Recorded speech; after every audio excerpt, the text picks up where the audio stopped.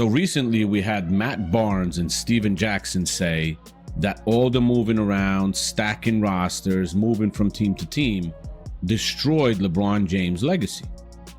And I agree with that. Now we have Bruce Bowen, who played against LeBron James multiple times in the finals, saying exactly the same thing.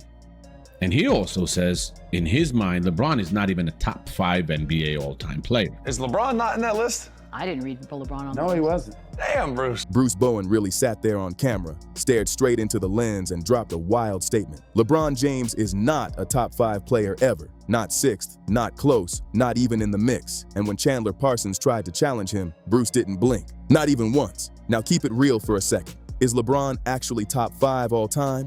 Or has the media been pushing that idea for 2 decades straight? Be honest with yourself before going any further. So Bruce Bowen goes on the Run It Back podcast with Michelle Beadle. You got Lou Williams there and Chandler Parsons. Chandler Parsons is a huge pro LeBron guy, always pushes LeBron as the GOAT, always sucks up to LeBron. It's just sickening to watch at times. So they're interviewing Bruce Bowen, and Michelle Beadle goes at Bruce Bowen and asks him, listen, a while ago, I believe a few years ago, you made a list of top 5 players.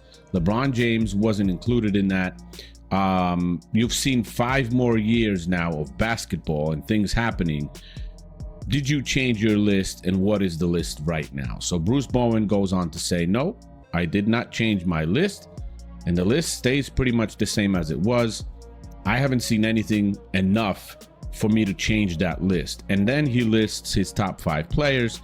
Let's break down the setting, because where this happened makes it even louder. Bruce Bowen pulled up to the Run It Back podcast with Michelle Beadle, Lou Williams, and Chandler Parsons. And if you know Parsons, you already know the energy he brings.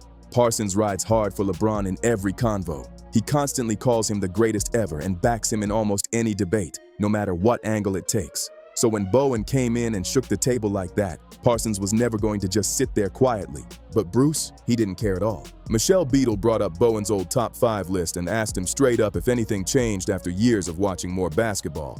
Simple question, but the answer hit heavy. Bowen said no, nothing changed, nothing moved, nothing convinced him otherwise. Then he dropped the list. Michael Jordan, Kobe Bryant, Tim Duncan, Bill Russell, Magic Johnson, 5 legends, and still no LeBron. Parsons basically froze right there, like his system crashed mid-sentence. Meanwhile, Bowen stayed calm, cool, cooler than the other side of the pillow, just like he said, and walked everyone through his reasoning like it was nothing. And let's not act like this is some random online take.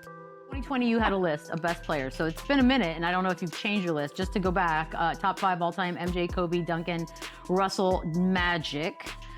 You've seen 5 more years of play since then. Are you changing that list at all?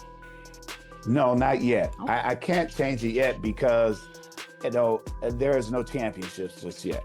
Now, when the championship happens, now I can start doing that process of changing up stuff. Is LeBron not in that list? I didn't read LeBron on No, he wasn't. Damn, Bruce. Bowen isn't just talking for attention. This man won 3 championships with the Spurs. He's known as one of the toughest perimeter defenders ever. He went head-to-head with LeBron in playoff battles. He guarded Kobe in his prime. He practiced every day against Tim Duncan. This is first-hand experience, not highlight watching. So when he says LeBron doesn't crack his top 5, it's not hate. It's a calculated opinion from someone who lived it at the highest level. Now here's where things get deeper. Bowen's whole argument centers on adversity, how players react when things get tough, not when everything is lined up perfectly, but when pressure hits and there's no easy way out. According to Bowen, that's exactly why Jordan sits at the top. Jordan didn't run when Detroit was beating him down every postseason. He didn't look for shortcuts or easier paths. He stayed put. He took the hits, the losses, the physical punishment. Then he leveled up, got stronger, and pushed his team forward until they broke through. That grind, that struggle, is what Bowen says defines true greatness. Now compare that to LeBron's journey, and you start to see where the argument shifts. LeBron left Cleveland in 2010 after 6 seasons without a ring. Then he joined forces with Dwayne Wade and Chris Bosh in Miami, what the world knows as the decision. And right out the gate, they lost in the finals to the Dallas Mavericks, a team led by Dirk Nowitzki as the only Hall of Fame level superstar. That moment right there still sparks debates to this day. One guy, just one guy on Dallas. The Heat had 3 stars lined up and still couldn't get it done. And years later, LeBron himself admitted his mind wasn't even locked in during that finals series. Think about that for a second. This is the NBA Finals, and you're saying you weren't mentally there? That quote is real. It's documented, and Bowen pointed straight at it without hesitation. What does that really say when the pressure hits? After grabbing 2 rings in Miami, LeBron made another move. He went back to Cleveland, but let's not act like it was a blind return. He already knew Kyrie Irving was there, and Kevin Love was on the way through a trade. The blueprint was laid out before he even stepped back on that court. Now, to be fair, that 2016 championship, that was legendary stuff. No debate there. One of the greatest finals performances ever seen. Nobody can erase that moment, but the setup behind that return still plays into the bigger legacy conversation, and that's where things get tricky. Then things shifted again. Kyrie left, the roster started thinning out, and LeBron made another exit, this time heading to the Lakers. And once again, this wasn't some mystery situation. He knew Anthony Davis was aiming for LA, and he knew the organization was pushing hard to make that deal happen. This wasn't luck. This was calculated. And before Davis even arrived, the Lakers missed the playoffs completely in LeBron's first season there. That part often gets brushed aside, but it happened. Ooh, stop it. Stop. Not He's trying to put you on the hot seat, Bruce. I mean, yo, he made the list. Put you on the hot seat. He made the list. Hey, as our guy used to say, I'm cooler than the other side of the pillow on this, man. And I will say this, MJ was one who taught a lot of players how to fight through adversity, even when you don't have the same type of talent, and building the talent within who you have. I know people are gonna say, well, Scottie was this and Scottie was that. I'm not talking about Scottie. I remember Scottie when he had the ice pack on his head in Detroit while Michael was getting pummeled by East Princeton every time he drove to the basket.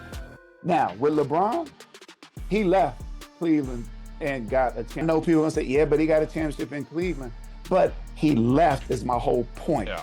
He left when it was adverse. And not to say that he doesn't deal with adversity, but MJ didn't leave when Scottie was sitting there with that ice pack on his neck. No, he continued to work hard. He believed in the process and he weathered the storm. So with that, I always have to go on that side. I'm a lot older than y'all. No, I know. No, Bruce, you're right. You and I say Now let's get into the numbers because this is where debates really heat up. LeBron has been to 10 NBA Finals and won 4 of them. That means 6 losses on the biggest stage. 6. Compare that to Michael Jordan. 6 trips, 6 wins, 0 losses. Perfect record. People always bring up championship records in GOAT debates, and Jordan's clean sweep stands out every single time. No cracks, no slip-ups, no finals losses at all. That's a huge reason why Bowen locked him in at number 1 without hesitation. Now don't get it twisted. LeBron's stats are still crazy. Around 50% shooting for his career, which is elite for someone carrying that kind of workload. About 27 points per game across more than 1,400 regular season games. That's not normal, that's dominance. He stacked up more regular season wins than anyone in NBA history. More all-NBA selections than any player ever. When it comes to consistency and production, LeBron's case is strong, very strong. But Bowen isn't arguing against production. He's saying legacy isn't built just on regular season numbers. It's about what happens when everything is on the line. I know people are gonna say, yeah, but he got a championship in Cleveland. But he left is my whole point. Yeah.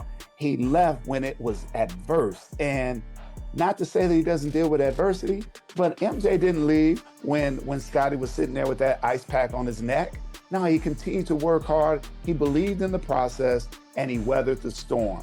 So with that, I always have to go on that side. I'm a lot older than y'all. No, I know. no, Bruce, you're right. You and And that's where the finals record starts making people uncomfortable.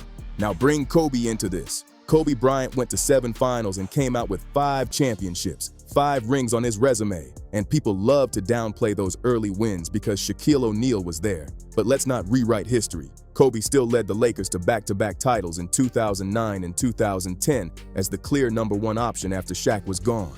Yes, he had Pau Gasol and a solid squad, but Kobe was the engine driving that team. And here's the part Bowen really leans on. Kobe never left Los Angeles. He stayed through the struggles, the losing seasons, the chaos, and came out the other side with championships. That matters in this conversation. Jordan stayed in Chicago.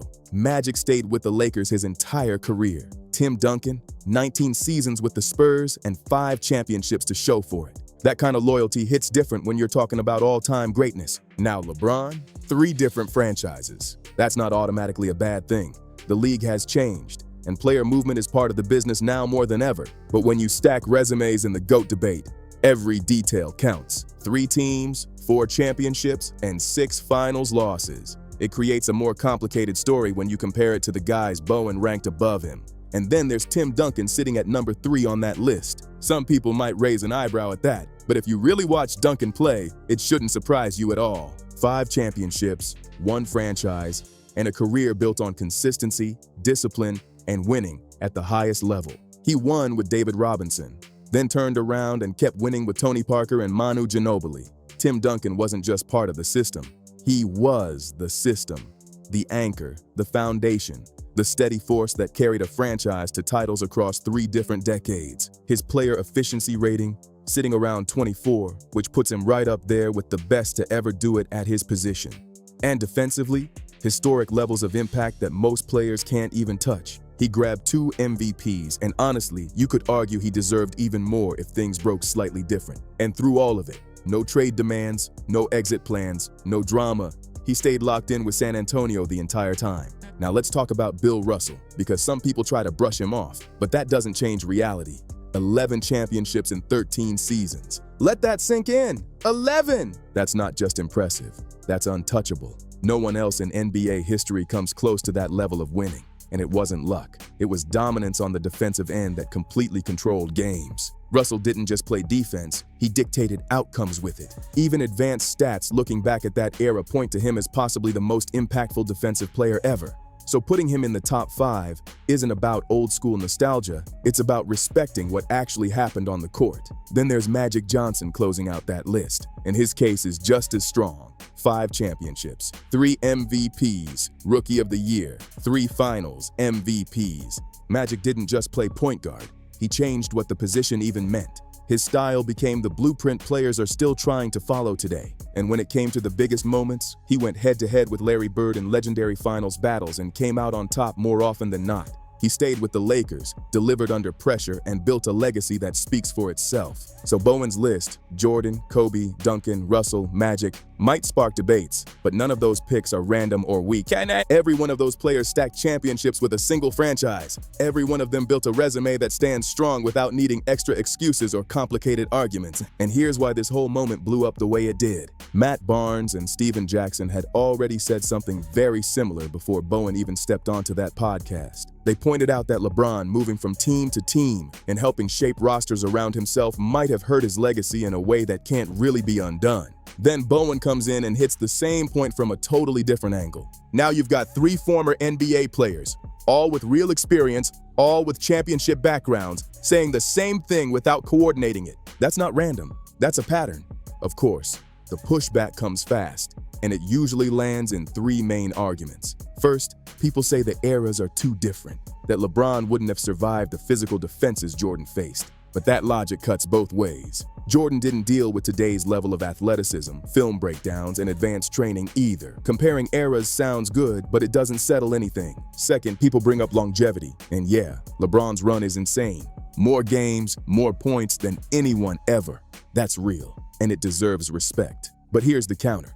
Longevity isn't the same as peak dominance. There have been moments, like that recent Game 4 against the Clippers, where the impact just didn't hit the same, and those dips become part of the conversation whether people like it or not. Third, people argue that player movement today is normal, that LeBron just used the system the way it exists now. And that's fair, but Bowen's argument isn't about permission, it's about mindset. It's about what a player does when the pressure closes in and there's no easy path forward. Jordan, Kobe, Duncan, they looked at that obstacle and basically said, move. LeBron, more than once. He chose a different route in a different city. Chandler Parsons kept trying to step in and defend LeBron the whole time. But Bruce Bowen wasn't rattled at all. He stayed calm, listened, and gave LeBron his respect where it was due. He openly said LeBron has done incredible things. He gave credit for the longevity, the numbers, the dominance over time. But even after all that, he didn't move an inch. Because in Bowen's eyes, putting up huge numbers for a long time doesn't automatically lock you into the top 5 ever. Not when the biggest moments of that career include leaving 3 different teams, dropping 6 finals, and even admitting that in one of those finals, his focus wasn't fully there. That part sticks, and Bowen made sure it stayed front and center. Now let's be real, the GOAT debate isn't getting settled in one podcast clip or one video online. That conversation has been going for years and isn't slowing down anytime soon. But here's what makes this hit different. It's not just one former player talking, it's Bruce Bowen, it's Matt Barnes, it's Steven Jackson. 3 separate voices, 3 separate situations, all landing on the same conclusion without teaming up to say it. These aren't random opinions. They come from guys who actually played against LeBron, who saw him up close in playoff battles, who understand what those high-pressure moments really look like. That kind of perspective carries weight, whether people like it or not. And here's where it gets real simple. LeBron James is absolutely one of the greatest players to ever touch a basketball. That's not even a debate, but top 5 all time. That's a tight circle, and every name on Bowen's list shares something LeBron doesn't. They stayed put, they battled through the tough years, they won where they were without switching situations, and when their careers wrapped up, nobody had to argue about their place. Bowen said what he said, stood on it, and didn't backtrack for anyone. Now it's on you. Drop your real top 5 NBA players ever and be honest about where LeBron lands on your list. And here's where the conversation starts getting even more uncomfortable. Because once you strip away the highlights, the stats, and the media narratives, you're left with one simple question. What actually defines greatness? Is it the numbers stacking up year after year? Is it championships alone? Or is it how a player responds when everything is on the line and there's nowhere to run? That's the part people keep arguing about. LeBron's supporters will point to the versatility, the ability to dominate every aspect of the game, and the fact that he's been elite for longer than almost anyone ever. And that's real. You can't just ignore that level of sustained excellence, but critics like Bowen aren't looking at just the full career picture. They're zooming in on the pressure moments. They're asking, when things got tough, what was the move? Did he stay and push through it, or did he reset the situation somewhere else? And that question keeps coming back no matter how many stats get added to the resume. Because the truth is, legacy isn't just built on what you accomplish, it's built on how you accomplish it. That's why this debate refuses to go away. Every new generation looks at the game differently. Some value loyalty and sticking it out no matter what. Others value control, strategy, and putting yourself in the best position to win. Neither side is completely wrong, but they lead to very different rankings. And that's exactly why LeBron's place on the all-time list keeps shifting, depending on who you ask. For some, he's number 1 without hesitation. For others, he's just outside that top 5 line and not moving anytime soon. And until there's a clear definition of what matters most, rings, stats, loyalty, or dominance under pressure, this argument is going to stay loud. Because at the end of the day, this isn't just about basketball. It's about what people believe greatness is supposed to look like. And that's exactly why this debate isn't cooling off anytime soon. Because no matter how many highlights you watch or how many stats get added to the record books, people are always going to see greatness through their own lens. Some are locked in on dominance and skill. Others care more about loyalty, mindset, and how a player handles the toughest moments. And when you stack all of that together, LeBron's legacy hits different depending on who's talking. For some, he's the greatest ever, no questions asked. For others, he's right there, but just missing something that keeps him outside that top 5 circle. And Bruce Bowen made it clear which side he's on. No hesitation, no backtracking, no trying to soften the take. He said it, stood on it, and let the world react however it was going to react. Now it's your turn to step in. Where do you actually rank LeBron all time? Is he top 5, top 3, or are you leaving him just outside like Bowen did? Don't dodge it! Drop your real list in the comments and stand on it! And if you enjoyed this breakdown, hit that like button so more people can jump into the conversation. Make sure you subscribe so you don't miss the next drop. And share this with someone who's always debating basketball takes with you. This one isn't ending anytime soon, and there's plenty more coming. Catch you in the next one.